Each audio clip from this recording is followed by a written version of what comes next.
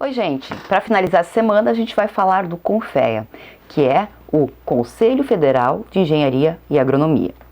Bem, para a gente entender em que contexto está o CONFEA, é importante a gente retomar a Constituição Federal. Lá no artigo 5º, inciso 13, está previsto que é livre o exercício de qualquer trabalho, ofício ou profissão, atendida às qualificações profissionais que a lei estabelecer. Bem, quais são as qualificações profissionais que a lei estabelece para a profissão de engenharia? O CONFEA, então, que é o Conselho Federal de Engenharia e Agronomia, ele foi criado no início do século passado, e a primeira lei que regulamenta a profissão, ela é o Decreto 23569 de 1933 do Getúlio Vargas. Houve uma série de legislações desde então, e a lei que atualmente regulamenta é a Lei 5194 de 66, que vai regulamentar o CONFEA e toda a política institucional de proteção e regulamentação da profissão de engenheiro e, no caso, todos os tipos de engenharia que estão elencados. Importante também ressaltar que atualmente é a Resolução 1048 de 2013 que vai detalhar as questões relacionadas à regulamentação da profissão da engenharia no Brasil.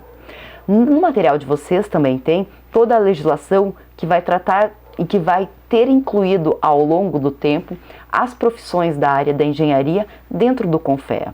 Então, depois vocês dão uma olhadinha lá para verificar isso. Mas, em suma, o que é o CONFEA? O Conselho Federal de Engenharia e Agronomia, ele tem por objetivo o quê? Ele tem por objetivo regulamentar e fiscalizar o exercício profissional do engenheiro, certo? Então, o foco dele não é uma proteção sindical, não é reivindicação de direitos, é regulamentar e fiscalizar o exercício profissional. Ele se difere, então, por exemplo, dos sindicatos, que tem como objetivo defesa de direitos e privilégios da categoria profissional no âmbito trabalhista. Certo? Também vai ser diferente, por exemplo, de uma entidade de classe que congrega os profissionais afins em torno de interesses comuns, como é uma associação brasileira de engenheiros, por exemplo. Também vai ser diferente de uma instituição de ensino, que tem o objetivo de capacitar o profissional. Então, nesse contexto, o foco do CONFEA vai ser especificamente regulamentar e fiscalizar o exercício profissional. E o CONFEA se organiza da seguinte forma: ele tem a sua sede em Brasília e ele tem uma subsede, ou seja, um conselho regional, que se chama de CREA, em cada um dos estados da federação. Então, no Rio Grande do Sul, por exemplo, nós vamos ter o CREA-RS. Qual que é o foco? A mesma coisa, é regulamentar e fiscalizar a profissão do engenheiro. O que está englobado nessa regulamentação e profissionalização? Além da instrução normativa que eu já mencionei para vocês, que vocês devem conhecer, a Resolução 1048 de 2003, conheçam ela de cor e salteado, porque é ela que vai dizer o que vocês podem ou não podem fazer, o que é privativo da profissão de vocês e o que pode ser feito por outros profissionais, então conheçam elas bem. Ele também vai regulamentar, por exemplo, o registro profissional. Sabe aquela carteirinha? Pois é, ela faz parte da regulamentação que está prevista na Lei Federal 5194 de 66, que diz que os diplomados no Brasil, nas áreas de agronomia, engenharia, geografia, geologia e meteorologia, nos níveis médio e superior, somente poderão exercer a profissão após o devido registro no CREA, que se comprova por meio daquela carteirinha que é o registro profissional. Além desse registro profissional, tem uma outra questão bem importante que é feita pelo CREA, que é a anotação de responsabilidade técnica. O que é a anotação de responsabilidade técnica, também conhecida como ART? Ela define, para os efeitos legais, quem são os responsáveis técnicos pelo desenvolvimento da atividade técnica daquela determinada situação. Quem fica sujeito à ART? Todo o contrato para execução de obra ou prestação de serviço de engenharia, agronomia, geologia, geografia e meteorologia, bem como para o desempenho de cargo ou função para o qual seja necessária a habilitação legal e conhecimentos técnicos das profissões que são abrangidas pelo sistema CONFEA-CREA. Então, Desde você ser contratado, por exemplo, para químico de uma indústria, a você realizar uma obra ou você exercer uma função de engenheiro num órgão público, em todas essas situações haverá necessidade de se emitir uma anotação de responsabilidade técnica que vai determinar o que vai ser realizado, como vai ser realizado e quem irá realizar isso, para se definir efetivamente quem é o responsável técnico por isso. Nesse âmbito, nós temos a RT de obra ou serviço, a RT de obra ou serviço de rotina e a RT de cargo ou função.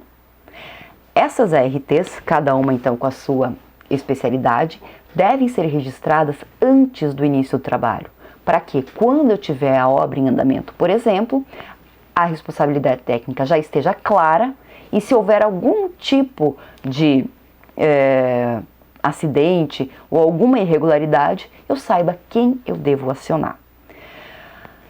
Importante, se houver alguma alteração no serviço, na obra ou na função, a RT também deve ser alterada. Se a atividade for executada por um conjunto de profissionais, as RTs dos demais devem ser vinculadas à RT original, para que cada profissional tenha claramente estabelecido qual é a sua responsabilidade na execução daquele serviço ou na execução daquela obra. E a ausência de uma RT, ela pode sujeitar a empresa e o profissional à multa, além de outras consequências, como inclusive o embargo da própria obra ou a suspensão das atividades da empresa. Bom, no material de vocês tem alguns exemplos de ART, tá? E também é importante a gente tratar do porquê nós vamos fazer essa RT. Ela também é importante para a certidão de acervo técnico. O que é isso? Bem, a certidão de acervo técnico é um instrumento que certifica, para os efeitos legais, as atividades que foram registradas no CREA e que constituem o acervo técnico, ou seja, o currículo do profissional. O acervo técnico do profissional é o conjunto das atividades que foram desenvolvidas ao longo da sua vida profissional, compatíveis com as suas competências e registradas no CREA por meio da ART, ou seja, de todas as anotações de responsabilidade técnica que ele tiver desenvolvido. Eu posso ter, por exemplo, que a gente chama de CAT, né, que é a certidão de acervo técnico, sem registro de atestado, com registro de atestado de atividade concluída e com registro de atestado de atividade em andamento. O que é necessário? Para que o profissional tenha acesso ao CAT, ele vai solicitar, ele deve estar com a sua unidade quitada e ele também deve estar quites com alguma multa ou especificamente alguma questão. Bom, o foco, o objetivo do CAT é efetivamente poder, em um documento oficial único, você apresentar qual é o teu currículo com relação àquela atividade que tu já desenvolveste. Com relação a preenchimento da RT, há um vídeo institucional do CREA que eu vou disponibilizar para vocês, para que vocês possam ver passo a passo como é o registro da RT, que hoje é online aqui no Rio Grande do Sul. Eu falei bastante do CREA, mas claro que eventualmente os profissionais da engenharia podem se qualificar para estar em outros conselhos, como por exemplo o CRQ, que é o Conselho Regional de Química. E daí nesse caso eu convido a vocês para visitarem a página de cada um dos conselhos correspondentes. É isso.